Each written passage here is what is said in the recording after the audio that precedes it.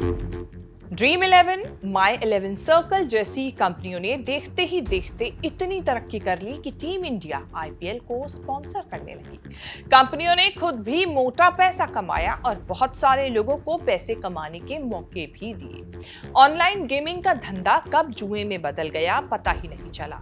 लोगों ने जितने पैसे कमाए उससे ज्यादा पैसे गंवाए और वही एक दिन वो नौबत लाया कि सरकार ने कानून बनाकर रियल मनी ऑनलाइन गेमिंग पर बैन लगा दिया। पीटीआई रिपोर्ट के मुताबिक देश में करीब 45 करोड़ लोग ऑनलाइन मनी गेम के शिकार हुए। एक साल में करीब 20,000 करोड़ रुपए गंवा दिए। रातों रात ड्रीम 11, माई 11 सर्कल जैसी कंपनियों के डूबने की नौबत आ गई। 21 अगस्त को सरकार ने संसद में promotion and regulation of online gaming act के लिए बिल पास कराया। 22 अगस्त को राष्ट्रपति की मंजूरी भी मिल गई। सरकार के नोटिफाई करते हुए लागू हो जाएगा। ये सब इतनी फुर्ती से हुआ कि किसी को इतना भी समय नहीं मिला कि कोई कुछ कर सके।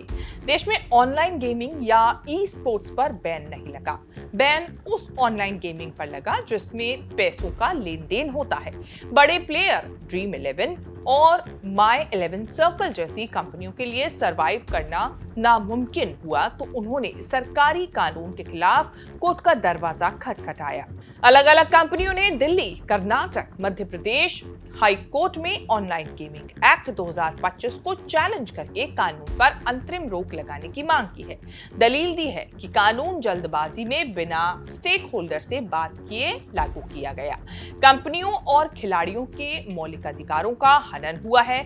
नया कानून बिना भेदभाव किए सभी तरह के ऑनलाइन रियल मनी गेम्स पर रोक लगाता है, चाहे वे स्किल यानी कौशल पर आधारित हो या फिर किस्मत पर।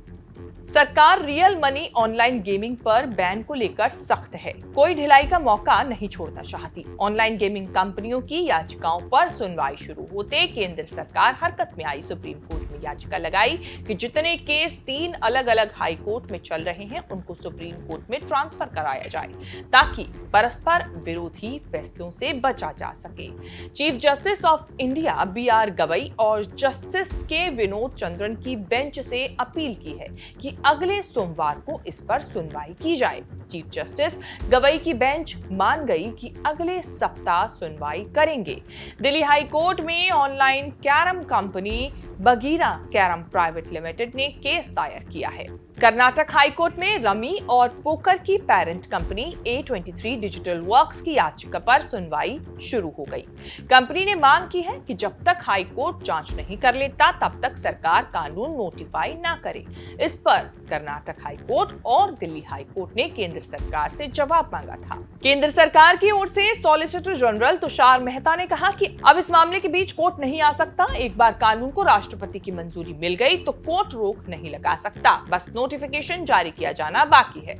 तुषार मेहता ने दिल्ली हाई कोर्ट से कहा कि ऑनलाइन गेम को रेगुलेट करने के लिए जल्द ही सरकार अथॉरिटी बनाने वाली है। ऑनलाइन मनी गेम बच्चों में बुरी आदत, मानसिक तनाव और यहां तक कि आत्महत्या का कारण भी बन रही है, इसीलिए इसे रोकना बेहद जरूरी है।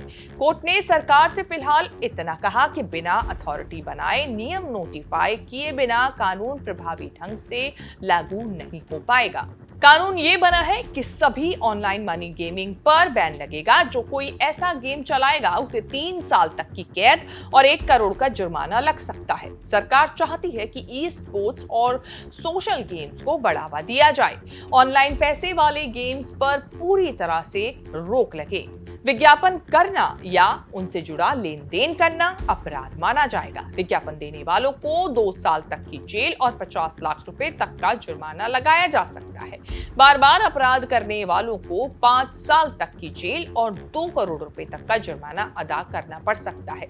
ऑनलाइन गेमिंग इंडस्ट्री पैनिक में है। सरकार के इलेक्ट्रॉनिक्स एवं IT सचिव और IT मंत्री अश्विनी वैष्णव से इंडस्ट्री के लोगों ने मुलाकात की। वैष्णव ने बात ये की कि इंडस्ट्री को ई स्पोर्ट्स को बढ़ावा देना चाहिए। जो कानून बना है उसे लागू करने में कोई कसर नहीं छोड़नी चाहिए। कोर्ट कचहरी की इस रिपोर्ट पे इतना ही। इस रिपोर्ट को लेकर आपकी क्या राय है हमें कमेंट करके जरूर बताएं। बाकी देश और विदेश से जुड़ी तमाम बड़ी खबरों के साथ अपडेट रहने के लिए आप देखते रहें न्यूज़ तक।